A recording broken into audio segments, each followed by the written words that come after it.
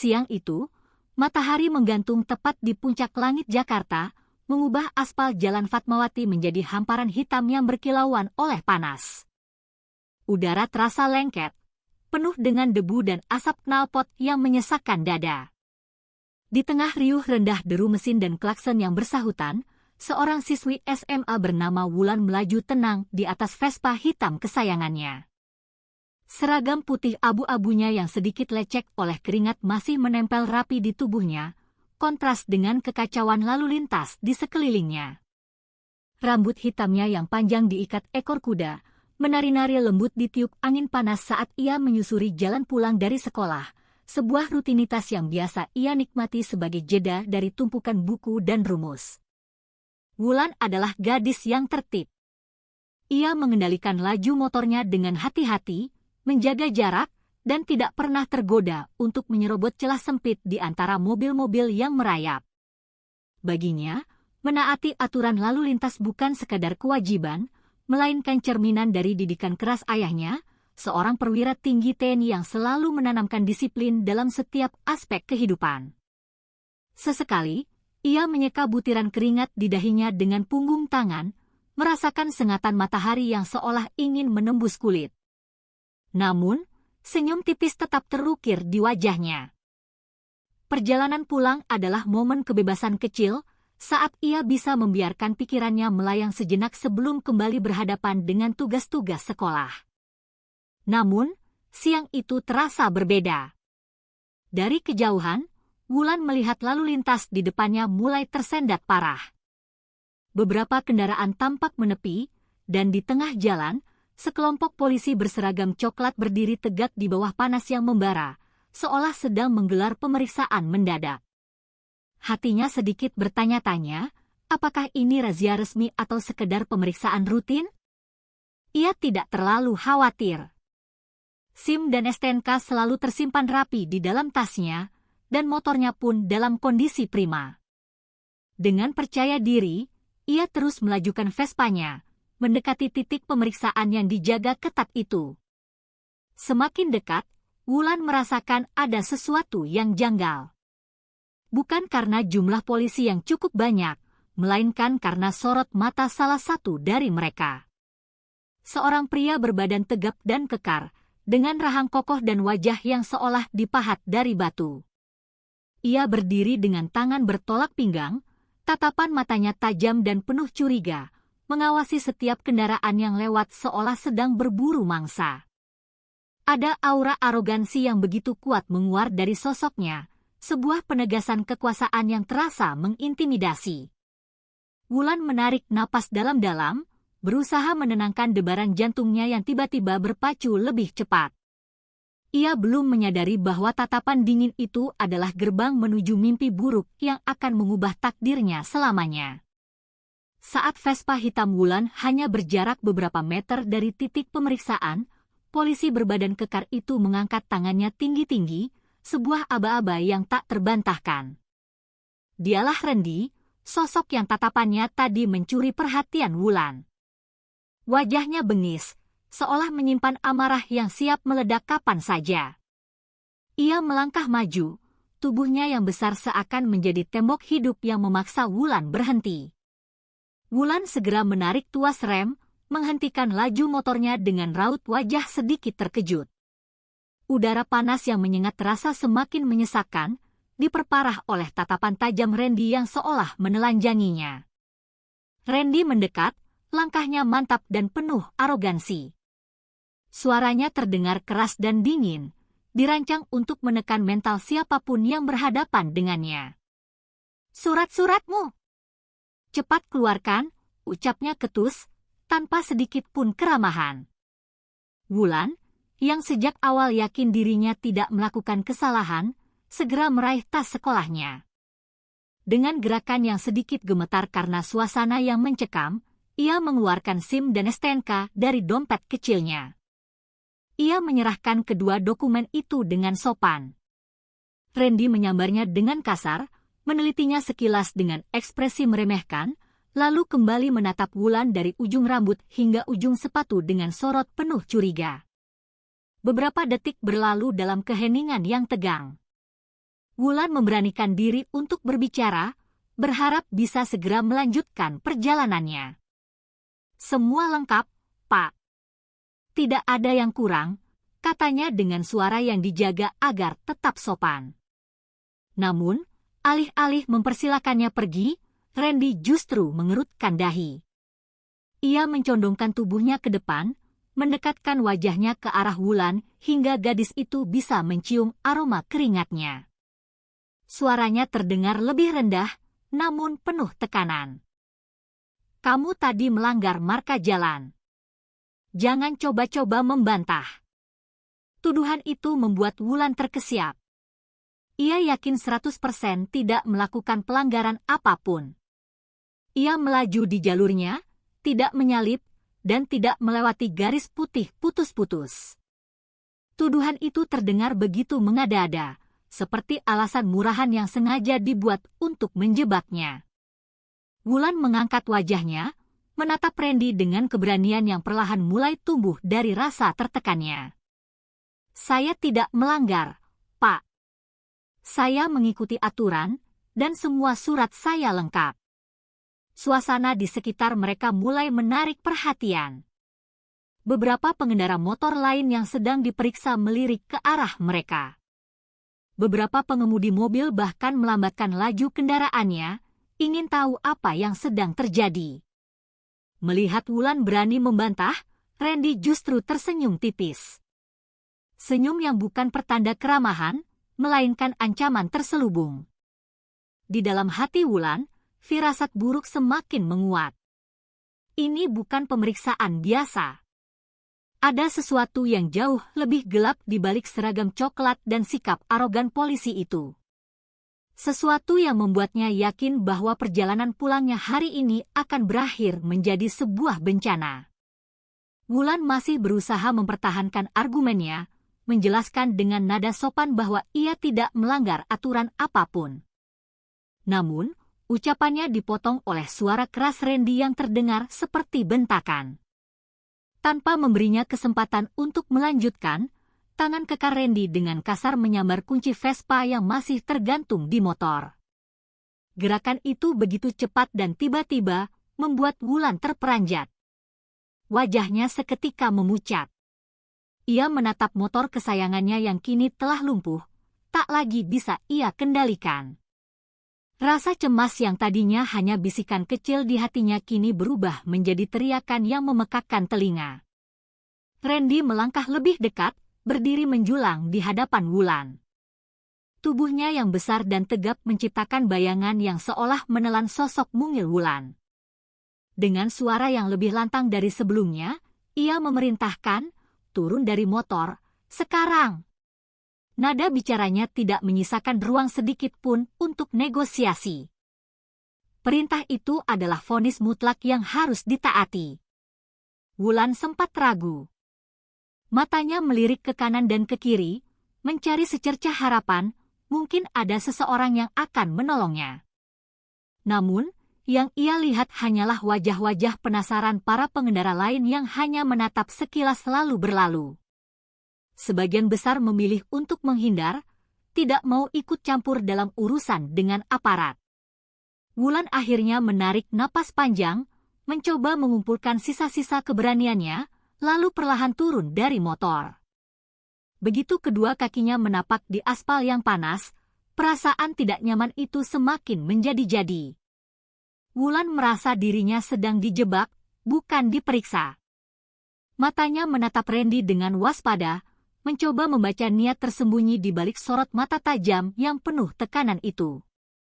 Ia sadar, sejak awal tuduhan melanggar marka jalan hanyalah sebuah dalih. Hatinya mulai memberontak, menolak perlakuan sewenang-wenang ini, tetapi tubuhnya seolah membeku, tak mampu berbuat banyak. Ia hanya bisa berdiri kaku, kedua tangannya menggenggam erat tali tas sekolahnya seolah benda itu adalah satu-satunya pelampung di tengah lautan ketidakpastian. Randy tersenyum miring, sebuah senyum kemenangan yang memuakan. Ia puas telah berhasil menundukkan gadis SMA itu. Itu bukanlah senyum seorang penegak hukum yang sedang menjalankan tugasnya, melainkan senyum seorang predator yang baru saja berhasil menjerat mangsanya. Kunci motor di tangannya ia putar-putar dengan santai, seolah sedang mempermainkan sebuah benda tak berharga. Padahal, bagi Wulan, kunci itu adalah simbol kebebasannya yang baru saja dirampas. Dari ekspresi wajahnya, jelas terlihat bahwa Randy tidak berniat menegakkan aturan. Ia sedang mempersiapkan langkah berikutnya, sebuah langkah yang jauh lebih kejam dan tak terduga. Dan saat Wulan menyadari hal itu, kecurigaan bahwa razia ini hanyalah sebuah kedok semakin mengakar kuat di benaknya. Dengan wajah dingin yang penuh kesombongan, Randy menatap lurus ke arah Wulan yang berdiri tegang di hadapannya. Suaranya terdengar lantang, menekan, dan penuh ancaman yang tak terselubung. Kalau kamu mau motor ini kembali, siapkan uang 3 juta rupiah, sekarang juga. Kalimat itu bagai petir di siang bolong. Telinga Wulan berdenging, tubuhnya seolah membeku di tempat. Ia tidak percaya dengan apa yang baru saja didengarnya. 3 juta rupiah?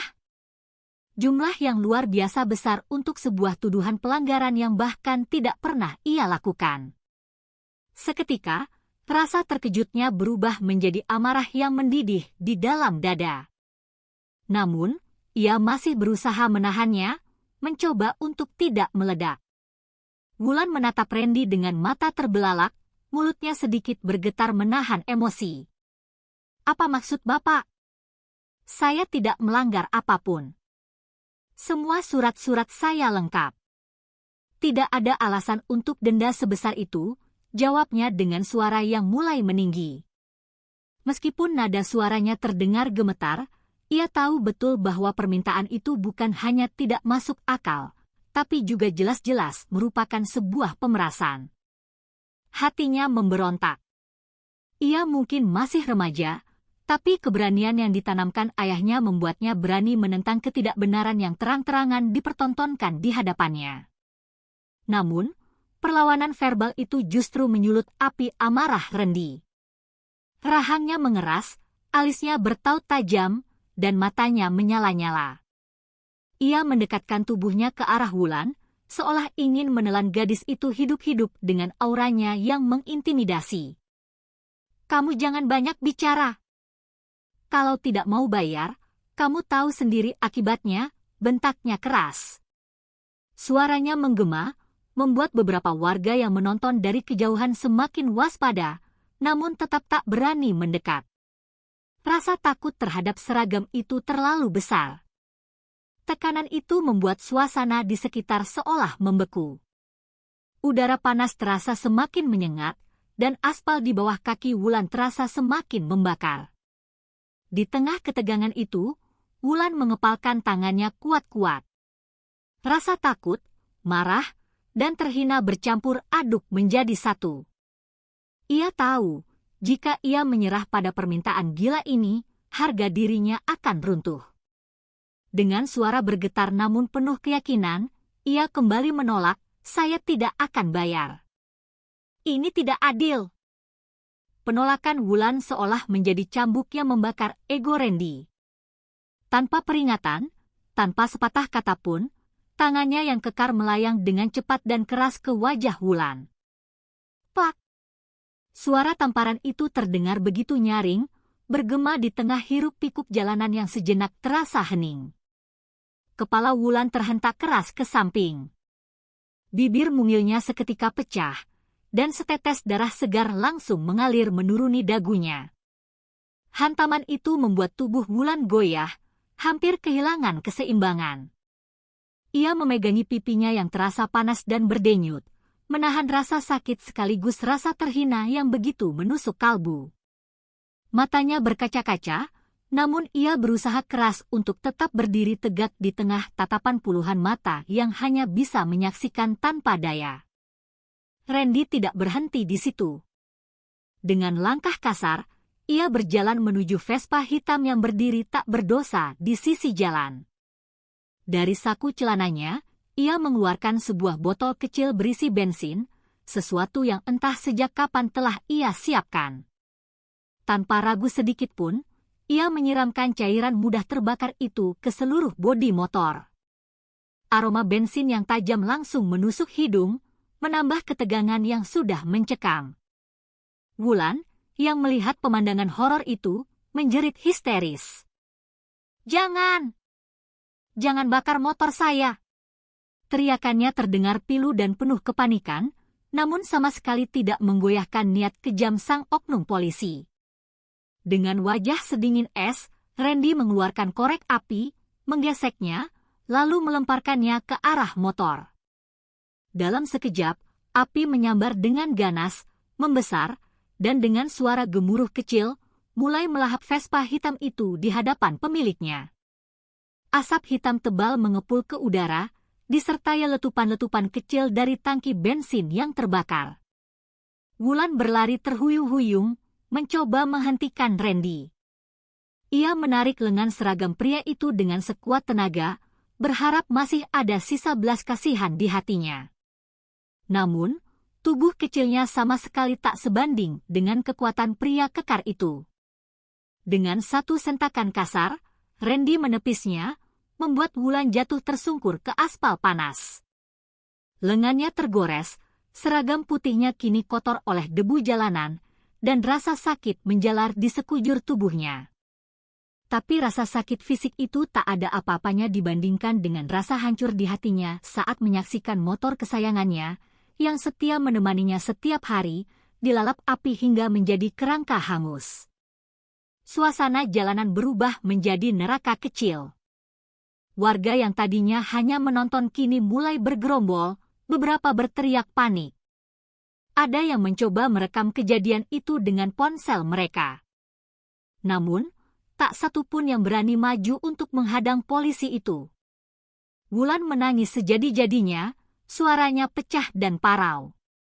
Tubuhnya gemetar tak berdaya. Ia mencoba merangkak mendekati motornya yang sudah mulai runtuh dilalap api, tapi langkahnya terhenti oleh bayangan Randy yang berdiri menjulang di depannya. Sorot mata polisi itu penuh dengan kepuasan sadis. Seakan api yang melalap motor itu adalah simbol dari kekuasaannya yang tak terbantahkan atas orang-orang kecil yang tak bisa melawan. Di siang hari yang terik itu, bukan hanya motor yang terbakar, tetapi juga harga diri seorang gadis muda yang dipaksa merasakan kezaliman dari aparat yang seharusnya melindunginya. Tubuh Wulan yang ringkih terbaring di aspal, belum sempat ia bangkit, Randy kembali melancarkan serangannya. Sebuah tendangan keras mendarat telak di perutnya. Aargh! Wulan terpekik kesakitan saat tubuhnya terhempas kembali ke aspal panas. Napasnya tercekat, pandangannya mulai kabur. Ia meringis, tangannya berusaha menopang tubuhnya, namun rasa perih dari aspal yang membakar kulit lengannya membuatnya semakin tak berdaya. Dalam hitungan detik, keringat bercampur darah menetes dari wajahnya, membasahi seragam putih abu-abu yang kini compang-camping dan kotor. Belum cukup, sepatu bot hitam mengkilap milik Randy langsung menghantam tubuhnya lagi dan lagi. 1, 2, 3 kali injakan keras mendarat di punggung dan perutnya, membuatnya meringkuk seperti janin, mencoba melindungi organ vitalnya. Suaranya hanya berupa rintihan lirih, memohon ampun, namun tak ada sedikit pun belas kasihan di wajah Randy. Yang lebih mengerikan, beberapa polisi lain yang berdiri di dekatnya justru tertawa terbahak-bahak. Pemandangan seorang siswi SMA yang diinjak-injak di tengah jalan raya menjadi sebuah hiburan gratis bagi mereka. Hati Wulan hancur berkeping-keping. Ia bukan hanya dipermalukan, tapi diperlakukan lebih rendah dari binatang. Dan semua itu dilakukan oleh orang-orang yang seharusnya menjadi pelindung masyarakat. Warga yang mulai berdatangan hanya bisa berdiri terpaku. Sebagian menutup mulut, menahan jeritan ngeri. Sebagian lain, dengan tangan gemetar, mencoba merekam dari jarak aman. Tapi tak ada satupun yang berani maju. Rasa takut terhadap seragam coklat itu begitu besar, seolah menjadi dinding tak kasat mata yang membungkam nurani dan keberanian mereka. Situasi itu membuat Wulan semakin terpuruk. Bukan hanya tubuhnya yang remuk, tapi juga jiwanya, karena merasa sendirian di tengah kerumunan yang tak berdaya. Randy berdiri tegak, masih menekan tubuh Wulan dengan sepatunya, napasnya teratur, wajahnya menunjukkan kepuasan mutlak. Wulan hanya bisa menggertakkan giginya, menahan sakit sekaligus menahan tangis. Ia tahu hidupnya sedang dipermainkan. Harga dirinya diinjak-injak tanpa ada yang bisa menghentikan.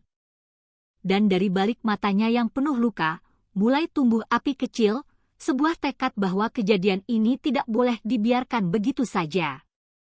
Tapi untuk saat itu, ia hanya bisa merasakan pedihnya ketidakadilan, diiringi tawa kejam para polisi yang menjadikan penderitaannya sebagai bahan olok-olok. Akhirnya, tubuh Wulan tak lagi sanggup menahan siksaan. Napasnya tersengal, matanya berkunang-kunang, dan kesadarannya perlahan memudar.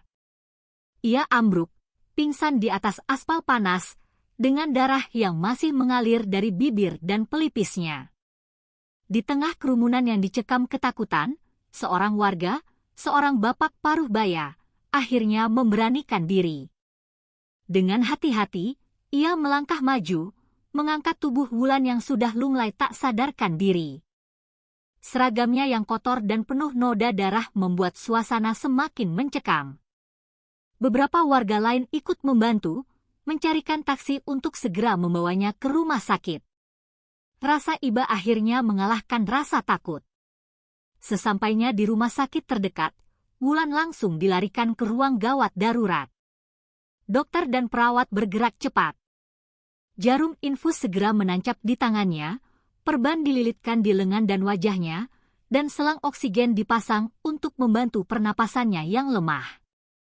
Di ruangan itu, suara monitor jantung yang berdenting teratur menjadi saksi bisu perjuangan seorang gadis remaja antara hidup dan mati. Sementara itu, di luar rumah sakit, kabar tentang kejadian tragis ini menyebar lebih cepat dari api. Video-video amatir yang direkam warga segera diunggah ke media sosial. Dalam hitungan menit, rekaman yang memperlihatkan seorang siswi SMA dipukul, ditendang, dan motornya dibakar oleh oknum polisi menjadi viral. Kolom komentar meledak dengan kemarahan dan kecaman. Nama Wulan mendadak menjadi sorotan, bukan lagi sekadar siswi biasa, tapi simbol korban ketidakadilan yang dipertontonkan secara brutal di jalanan. Para wartawan mulai berdatangan ke rumah sakit, mencoba mencari informasi. Di balik semua kekacauan itu, terpatri sebuah janji diam-diam di benak banyak orang, kebenaran harus terungkap. Di sebuah rumah dinas yang megah di kawasan Cijantung, Jenderal Hussein, seorang perwira tinggi TNI yang disegani, sedang beristirahat sejenak ketika suara ketukan keras dan panik terdengar di pintunya. Seorang tetangga, dengan wajah pucat dan napas terengah-engah, datang membawa kabar yang tak pernah ia bayangkan. Dengan terbata-bata, tetangga itu menceritakan bahwa putrinya, Wulan, baru saja menjadi korban kekerasan brutal oleh oknum polisi dan kini dirawat di rumah sakit dalam kondisi mengenaskan. Seketika, dunia Hussein seakan runtuh. Darahnya berdesir kencang, sorot matanya yang biasanya tenang dan berwibawa berubah menjadi tajam penuh amarah. Tanpa banyak bicara, ia langsung menyambar kunci mobil dan melesat menuju rumah sakit. Sesampainya di ruang gawat darurat, langkah tegap Hussein terhenti di ambang pintu. Pemandangan di hadapannya meremukkan hatinya. Wulan, putri sematawayangnya yang selama ini ia lindungi dengan segenap jiwa, kini terbaring lemah di ranjang putih. Wajahnya penuh lebam, bibirnya pecah dan berdarah, dan tangannya terbalut perban tebal. Selang infus menancap di lengannya, sementara monitor jantung di sampingnya berdenyut pelan. Pemandangan itu membuat dada Hussein seakan diremas. Amarahnya bergejolak, beradu dengan rasa sedih yang tak terbendung. Seorang prajurit tangguh yang tak pernah gentar menghadapi musuh bersenjata, kini hampir luluh lantak melihat anak kandungnya diperlakukan seperti binatang. Ia mendekat, duduk di sisi ranjang, dan menggenggam tangan Wulan yang dingin. "Ayah di sini, Nak. Ayah tidak akan diam." Kamu harus kuat, bisiknya dengan suara bergetar, matanya memerah menahan tangis. Dalam hatinya, Hussein bersumpah. Harga diri dan darah keluarganya tidak akan pernah ia biarkan diinjak-injak. Saat itu juga, emosinya meledak dalam diam. Rahangnya mengeras, genggaman tangannya mengepal seolah sedang mematahkan baja. Ini bukan sekadar kasus kriminal biasa, ini adalah penghinaan besar. Ia bertekad bulat untuk turun tangan sendiri, bukan hanya untuk mencari keadilan, tapi untuk menuntut balas. Perlahan, kelopak mata Wulan terbuka. Napasnya masih terengah, namun kesadarannya mulai kembali. Saat melihat wajah ayahnya, air matanya mulai mengalir. "Ayah," panggilnya lirih. Dengan suara terbata-bata, Wulan menceritakan semua yang terjadi. Ia mengulang kembali ucapan arogan Randy yang meminta uang 3 juta rupiah, tamparan yang mendarat di wajahnya, hingga momen motor kesayangannya dibakar habis di depan matanya. Ia menceritakan bagaimana ia ditendang dan diinjak-injak tanpa ampun. Hussein mendengarkan dalam diam, setiap kata yang keluar dari mulut putrinya bagai belati yang menusuk jantungnya.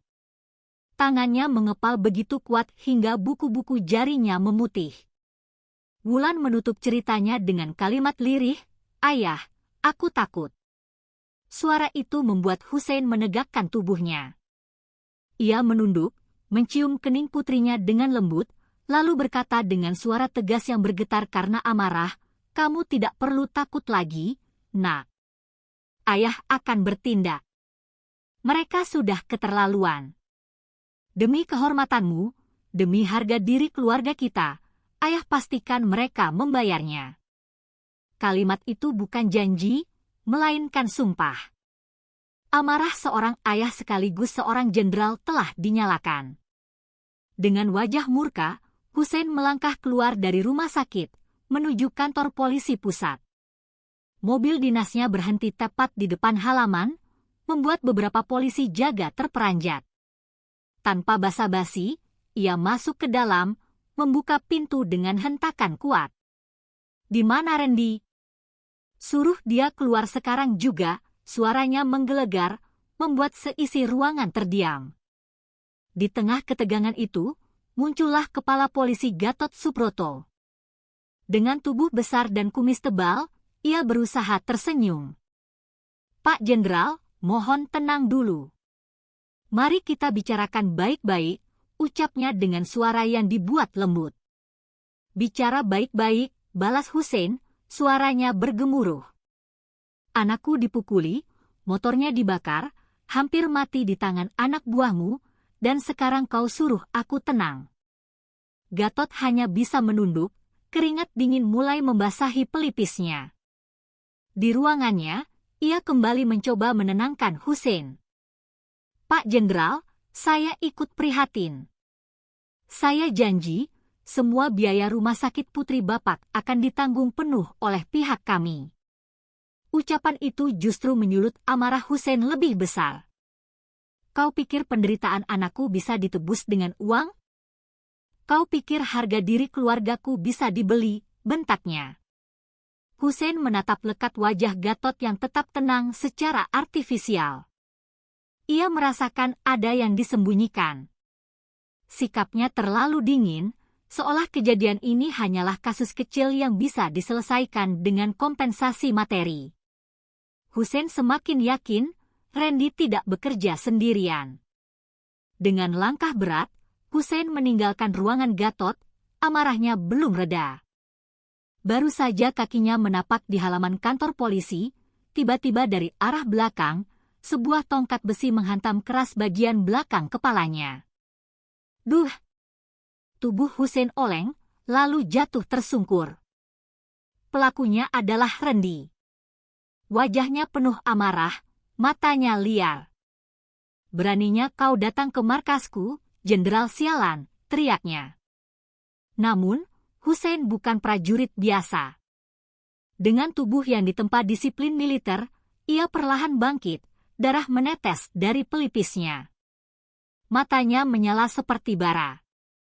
Tanpa banyak kata, sebuah pukulan keras dan cepat mendarat telak di wajah Randy. Tubuh kekar Randy terhuyung, darah muncrat dari mulutnya.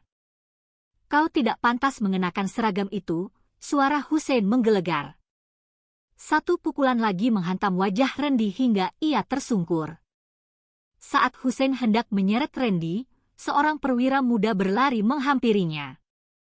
Dengan wajah panik, ia mengulurkan sebuah flash disk. "Pak Jenderal, simpan ini. Bukti kejahatan mereka semua ada di sini," bisiknya cepat. Randy hanyalah pion. Kepala polisi Gatot juga terlibat dalam jaringan pemerasan besar. Kata-kata itu membuat Hussein terdiam. Ternyata luka anaknya hanyalah puncak dari gunung es kejahatan yang terstruktur. "Kalau yang kau katakan benar," ujar Hussein dengan suara dalam, "maka ini bukan lagi sekadar balas dendam seorang ayah. Ini perang." Setelah menerima flash disk itu, Hussein segera meninggalkan kantor polisi. Di dalam mobil, ia menghubungi beberapa rekan TNI kepercayaannya, memerintahkan mereka berkumpul. Ini bukan lagi urusan pribadi, melainkan pengkhianatan terhadap rakyat. Namun, belum sempat rencananya berjalan, telepon genggamnya bergetar. Nomor tak dikenal. "Kalau kau teruskan ini," terdengar suara dingin dari seberang, "bukan hanya karirmu yang tamat, tapi juga nyawa anakmu." Ancaman itu nyata. Jaringan yang ia lawan memiliki kekuasaan untuk menghilangkan nyawa tanpa jejak. Namun, Hussein tidak gentar. Dengan suara rendah penuh amarah, ia menjawab, "Sentuh anakku sekali lagi, dan aku pastikan kalian menyesal seumur hidup." Ancaman itu justru membakar tekadnya. Ini adalah perang terbuka, dan ia siap mempertaruhkan segalanya. Malam itu, rumah sakit yang semula ramai mulai lengang. Di sebuah ruangan khusus, Wulan masih terbaring lemah. Tiba-tiba, layar CCTV di ruang kontrol menampilkan pemandangan ganjil. Sesosok berseragam perawat, dengan wajah tertutup masker, masuk dengan tenang ke kamar Wulan. Tanpa menimbulkan kecurigaan, ia mendorong ranjang Wulan keluar dari ruangan, menyusuri lorong yang sunyi, lalu menghilang begitu saja. Beberapa jam kemudian, keluarga menyadari bahwa Wulan telah lenyap. Pihak rumah sakit panik. Saat identitas perawat itu dilacak melalui rekaman CCTV, hasilnya nihil. Tidak ada satupun pegawai dengan wajah seperti itu. Sosok itu seakan hantu. Penculikan ini dilakukan dengan rencana yang sangat matang. Di saat yang sama, dunia maya yang tadinya heboh dengan video kekerasan terhadap Wulan tiba-tiba menjadi sunyi. Video-video viral itu mendadak menghilang dari semua platform. Akun-akun yang mengunggahnya diblokir atau lenyap tanpa jejak. Seolah ada kekuatan besar tak kasat mata yang mengendalikan arus informasi, mematikan semua bukti. Di sebuah garasi tua yang remang-remang, Hussein berdiri sendirian. Di hadapannya, tergeletak kerangka Vespa hitam milik putrinya yang hangus. Wajahnya muram, matanya tajam penuh amarah yang membeku. Di tangannya, tergenggam erat sebuah pistol, dingin dan berat, simbol dari tekadnya yang tak akan pernah goyah. Dengan suara rendah namun tegas, ia berbisik pada keheningan malam, "Jika harus melawan negara ini demi menyelamatkan anakku, maka aku akan melakukannya." Kalimat itu bergema di ruang sepi, menandai lahirnya sebuah perlawanan yang jauh lebih besar dari sekadar kasus pribadi. Cerita pun berakhir menggantung, meninggalkan pertanyaan yang membara tanpa jawaban. Di mana Wulan sebenarnya?